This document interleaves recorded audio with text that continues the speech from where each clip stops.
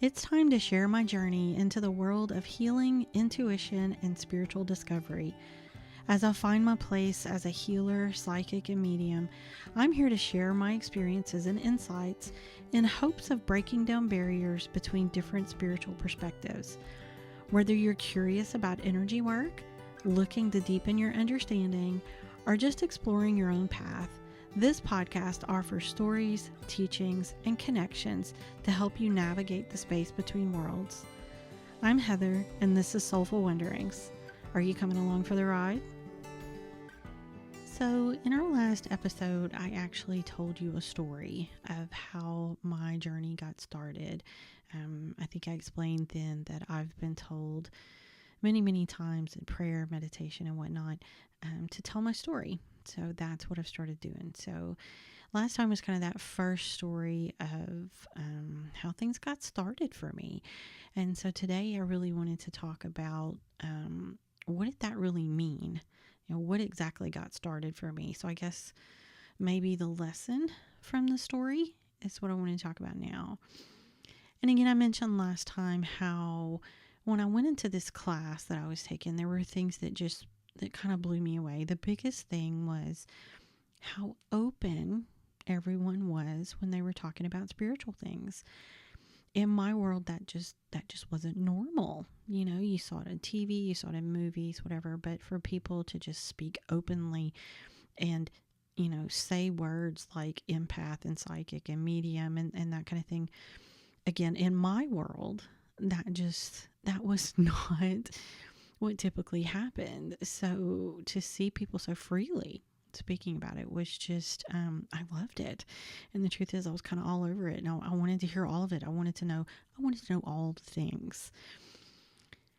But looking back on it, especially, and really then I was starting to recognize all this, that I started asking myself, why was this so different for me? Why am I so kind of blown away by that? I mean, I'm an adult, you know.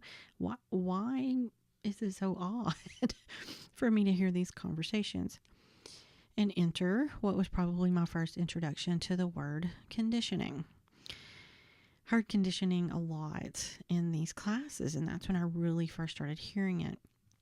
And again, maybe other people use the word conditioning a lot. Maybe it's something that's used, you know, in therapy situations and things like that. But for me, that's just not a setting I've been in. It's not something that was terribly normal. So I looked up what is conditioning, and this is according to Google.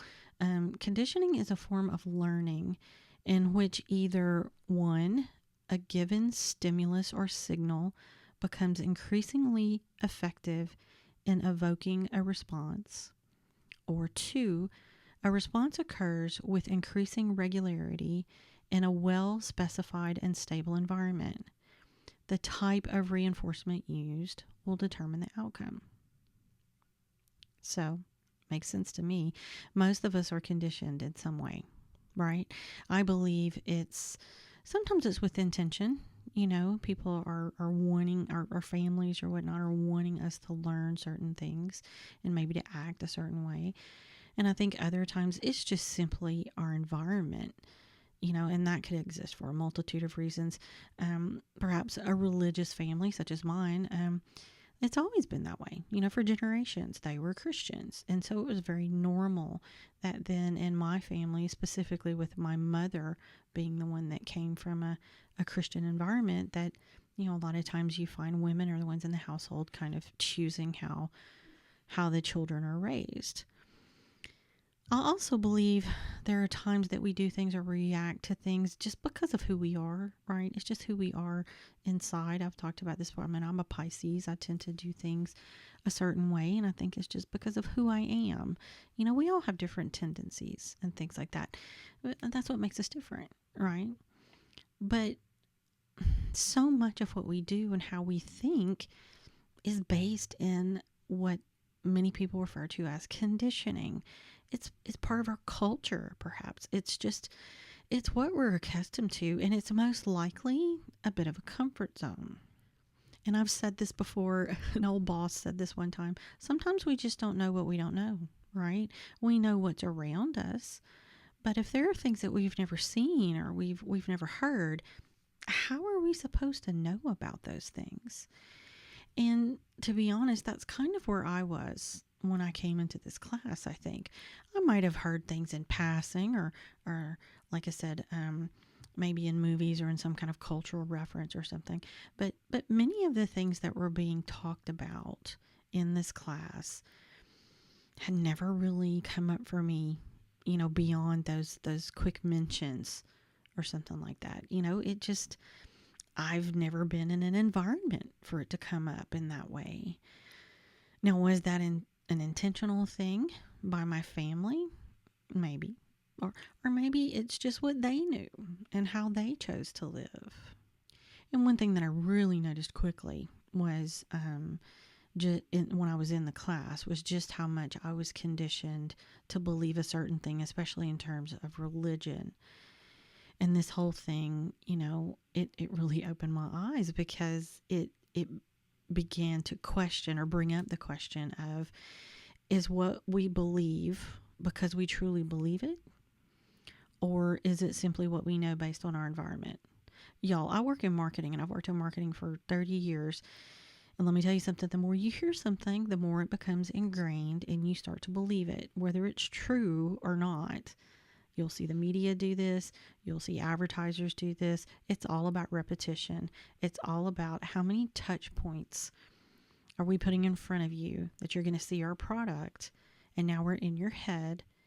And when you go, oh yeah, I need a car, and you remember that you've been seeing Honda everywhere, so you buy a Honda, or whatever the case may be. But it's what makes you want to buy their product. It's the same thing. It's what we do in our environments. It's what we do in our cultures. It's what we do in our families. So the long and short of it was, I began to question, did I believe the things that I believe because someone else told me to? Could I defend it? Could I defend my belief? Did I know it well enough to defend it? And that actually became a big one for me in particular, because do you really know anything about the thing you're defending? Or are you just basically parroting what someone else has said? Is there more to the story? Is there more that you don't know, that you haven't explored, that you haven't been told? I believe there is more to the story. I believe it's in our best interest to explore. And some will tell you that it's best not to know. I've been told in a church setting in particular that you don't need to know about dark, demonic things, because their excuse was so that you aren't tempted. But here's the thing, you can't ignore those things. They still exist. Just because you don't know about it doesn't make it just go away. It still exists. It's still there. And there are way too many people that they didn't want you to know. But what if this learning, what if this exploring is the thing that helps you find a better path? It helps you find the thing that you're more aligned with. What if knowing that, now you can say, okay, I disagree. I'm going to leave the dark stuff alone. I don't need to mess with that. But now I'm better educated on what's out there. Now I can have empathy for other people that aren't like me. I can understand them better, because I'm not coming into a conversation with just speculation. Okay, I can speak a little more intelligently because I actually know about that thing. I understand about that thing. The concept of, if you don't know about it, then you won't be tempted. To me, it just kind of became ridiculous to me. I mean, think about it. When you make something taboo, I think we can all agree that just makes it more tempting, does it not? But I also believe that this exploring, this knowing, can help you defend your stance. Like I said earlier, if you really know what your stance is, what your belief is, why you believe it, not just because someone told you to, but the why, then you can say to someone, no, this is what I believe and this is why I believe it. You can even say, this is why I believe that your stance is wrong for me, or it doesn't align with me. So I've come to believe that kind of stepping out of this conditioning and really exploring it's imperative to our growth, because conditioning can also lead to comfort zones. And let me tell you something, those can be a bitch. Most of us will remain in a place that's comfortable, even if it's shitty, because at least it's known. And the known is better than the unknown, because what if the new thing is worse? So many of us will choose to just say, you know what, I'm just going to stay right here in my shitty comfort zone because at least I know what's going to happen. So all too often, we don't move because of a combination of comfort zone and conditioning. And you know what's even worse is that often we don't even recognize it. We don't even recognize what we're doing. So what I learned in this class and what I've learned along the way after it is that I think we need to take a look at ourselves. We need to look at our beliefs. We need to analyze them. When things come up and we go, you know what, I really want to work on why I react to this thing in that way. Or I'm trying to build this business and I can't figure out why I'm not moving forward. You start to look at your belief systems. You start to look at, well, what's going on? What's the deeper picture here? You look at those beliefs and is it really my belief, or did it come from somewhere else? And if it's not ours, if we go, that's not mine, now we start to ask ourselves, how do I really feel about it then? And also, did our belief change or evolve over time? Is it still evolving? And what do we need to educate ourselves on? Right? And that's the way we start to go, how am I going to change this? Because that's where the big one that came out of this for me was, is it something that I need to heal? Is it a reaction that I'm having? Maybe it's based on a trauma or a fear that I need to release. Or maybe it's just a belief that's so ingrained in me, but I need to change it because it's so ingrained that I'm reacting on a subconscious level. Because conditioning is it's so much of our lives. So understanding it and what role it plays in our lives is the first step in getting to know who we really are and changing the things that need to be changed or that we want to change. Then after that often comes the courage to step out of the conditioning, to step out of the comfort, and to do things differently. The next thing that I really learned in my first class was about victim mode. This one was hard for me, I'm not going to lie. It wasn't always directed at me, but I heard it a lot.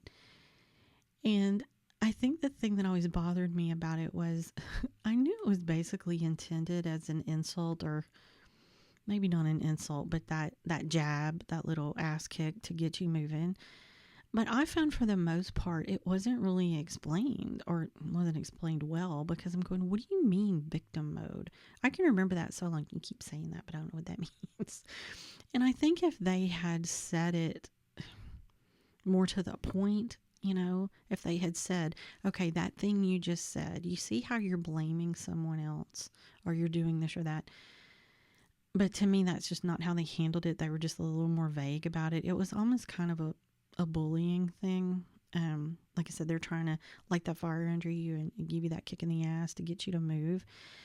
And sometimes that just doesn't work for me. Sometimes it does because it pisses me off and I'll prove you wrong. But then other times I just kind of shut down because I'm kind of that opinion, you're just being rude and now I don't care.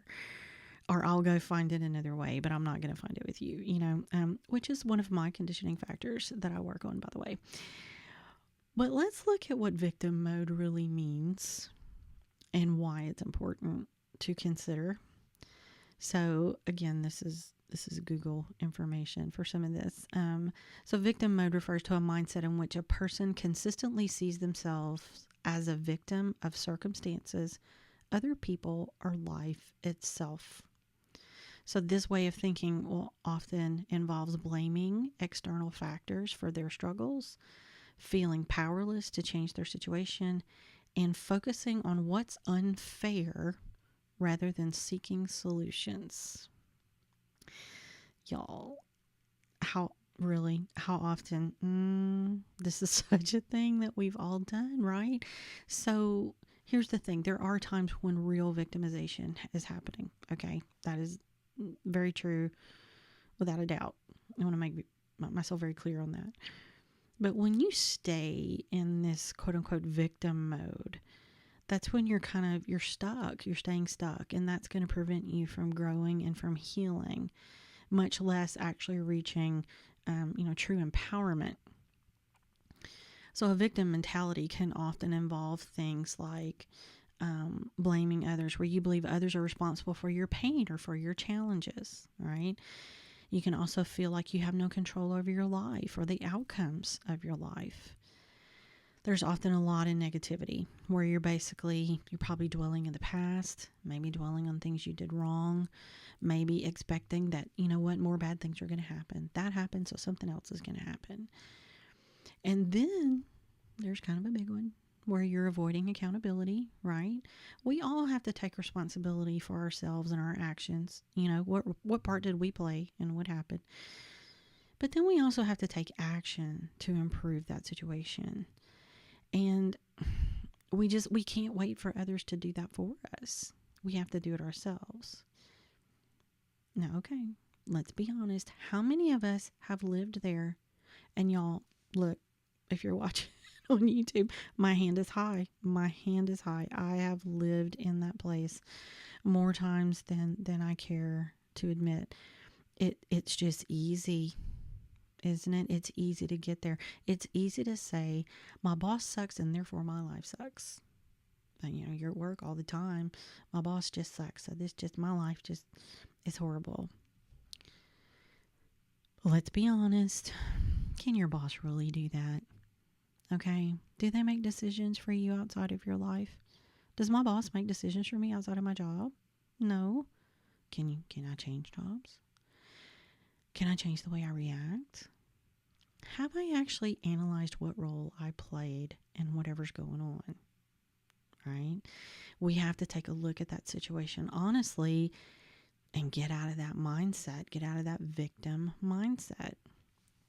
And look, I have no interest in getting political here. That's not what I'm here for. But there's something that I hear a lot lately, and some people are going to position this as political, and I'm not picking on anybody. Okay, hear me.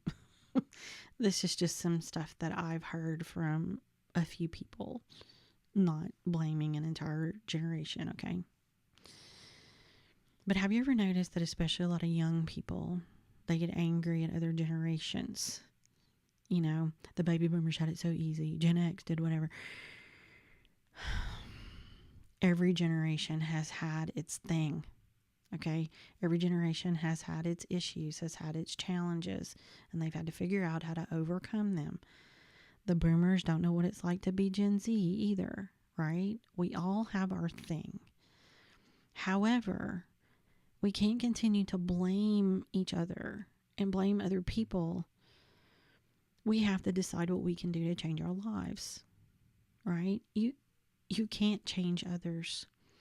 You may not even be able to make change on a big level, like a national level, right? But you know what you can change? You can change you. You can change how you react. You can listen more. You can speak in ways that promotes conversation, not division. You can choose to just say, you know what? I'm going to walk away when it's necessary for your own peace of mind, right? Sometimes that's what you have to do. For me, and what I've seen, and I've had this happen very recently, is I had to stop and go, okay, let me look at this situation and let me see, why am I really mad? And am I mad at the right thing? And I wasn't. There was a lot of circumstances that were making me angry, and I had to step back and go, okay, what do I need to change? How can I be more accountable? What internal changes do I need to make? I'm going to give you an example. I had someone like this in my life. Okay, they're a narcissist. There's no other way to describe them. That's just what they are. I knew that I couldn't change them. All right, I'm not going to change this person. They are who they are. They are making their choices. I can't change that. And I had them in my life. There was not another option, at least at the time. So I said, okay, what am I going to do? So instead of trying to change them, I changed me. I worked on what are the things that are triggering me. When they say these things, I'm triggered. Why? What do I need to heal internally. How has that trigger is because of a trauma that's in my past, that I'm going to change that belief. I'm going to release that trauma so that I don't react that way anymore, or so that I can learn not to react that way anymore.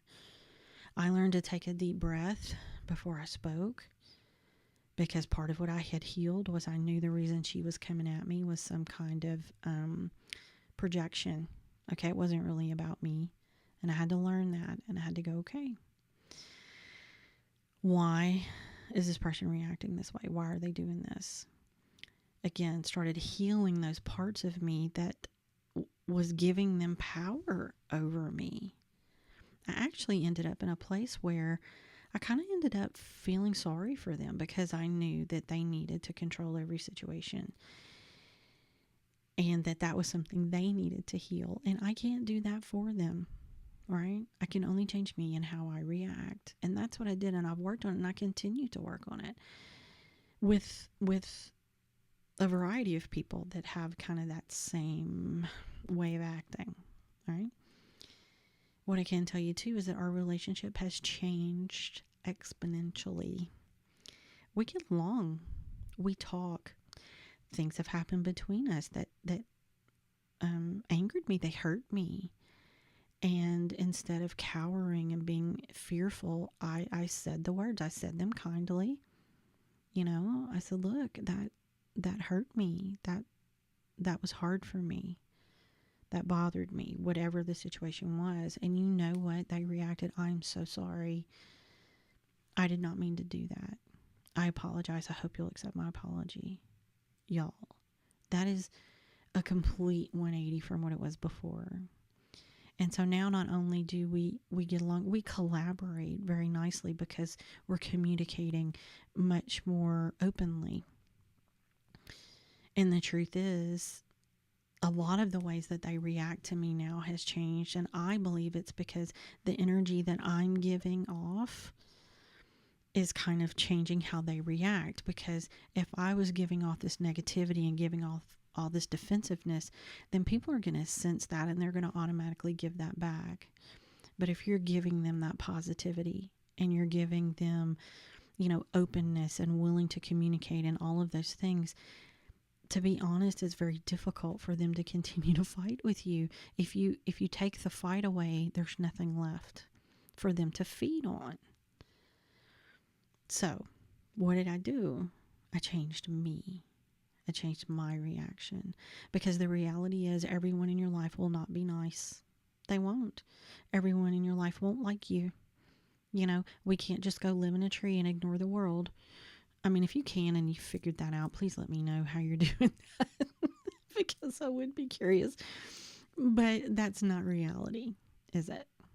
So, we can't change them. We have to change us. Okay, what's really funny to me was the first time I actually figured this out and realized it. I went, oh my gosh, I get it. I was just totally blaming someone else and being all, but they did this thing to me. And then it just sort of clicked in my brain and went, oh, victim much? It doesn't matter what they did. What did you do? Yeah. But it was just such a moment of awakening that you just went, oh, okay, get it now. One thing I want to make sure that I'm saying and being very clear about is that we're not talking about people that are being abused here, right? If you are being abused, this is a very different situation. Okay, that's you are I know a lot of people that have been in that situation don't like being called a victim, but for the definition of it, that you are, and I don't want to insinuate that anyone that is being abused, that there's blame falling on you. Okay, so just want to make sure I was very clear about that. I'm talking about people that are just kind of living in that whole negativity, that whole lack of accountability situation. And I will say, I know for me that kind of figuring this out wasn't necessarily a fast process. But like I said, after that first time, and it clicked in my head, I started to see it everywhere. Not just for myself, but for others. Everywhere I saw it, I would be like, victim. Oh, victim reaction. Oh, look at me having a victim reaction. So it just became so easy to recognize after that. But you do have to want this. Okay. You have to recognize that you need to grow. You have to recognize that this is a step you need to take. And you have to be willing to ask for help if you need it. Sometimes doing the work yourself, that's not always going to work, right? Because if this is the way you see things, sometimes it's hard to change your own belief. Sometimes you need someone else that's able to see a different perspective to go, oh, well, there it is. That's the thing. That's the thing that we need to change. That's the thing that we need to move forward on, or help you see it. You know what I mean? So sometimes you do need help. You need someone to help you kind of get you moving. And then once you are moving and once you've done that, then it's time to do the work, right? It's time to start to change those things. A lot of you'll hear me say shadow work later, but doing that inner work, working on the kind of negative shadow things in your life, that's when all the work really starts. But I tell you, like I said, when I figured it out, it was like floodgates opened. I wanted to do it all, and I wanted to do it now. But you know what? That's not how journeys work. It's a process. It's steps. It's not a one and done. You know what? Nobody told me that either. Nobody told me that. I'm thinking, oh, I'm going to go in here and I'm going to do this work and that's it. I'm going to be healed. Yeah, no. I was healed, but then I had more healing to do. It's like an onion. What's that movie? Maybe it was The Blind Side. She's like an onion. You have to peel her back one layer at a time. And that tends to be how a journey is. It's very much steps. And each one of those steps moves you forward. And each one of those steps makes you a better person. And it does heal you. And then maybe you find another layer that needs to be healed, and then you feel even better. And the more you're healed, the more you can do for other people. Okay, guys, I feel like that's enough for today, don't you? It was kind of a lot. But these are things that they really stood out for me as places that this is where my growth started. And when I started seeing these things and hearing these things and having it explained to me and being in those group settings where I was able to recognize it and work on it and all of that, I started seeing the growth happening. I started seeing, at the very least, I started shifting. I started shifting into a different mindset, into a different way of thinking. So those are very, very important to me and ones that I continue to work on every day. And of course, y'all, there's more. The story has continued, and I'm going to continue sharing it here on the podcast and on my website as well. We'll start getting it onto there if you're interested in seeing it there. I also want to say that if you're finding yourself where you need help with this growth, or maybe you just have questions about some of this and you want to talk about it, look, feel free to reach out. You can do that on my website at soulfulwanderings.com, or find me on Facebook or Instagram. And look, we can talk. We can see where you are on your journey. If it's something I can help you with, we can discuss that and what that looks like and how we can do that. Or if we need to, I will be more than happy to help you find someone else that can help get you moving. Thanks so much for joining us today. We hope you enjoyed today's episode and that it has helped you move forward in your journey in some way. Make sure and like and rate and subscribe and, do all those things for our podcast because it really helps us out. Links and other important things you need to know will be in the show notes. And if you have ideas of topics you'd like to hear about or questions you want us to answer, you can drop those on the Soulful Wanderings page on either Facebook or Instagram, or you can drop us an email. Again, check the show notes for all that. If you're interested in theta healing or reading or just more spiritual topics, head over to our website, soulfulwanderings.com. In the meantime, take care of yourself and each other. Until next time.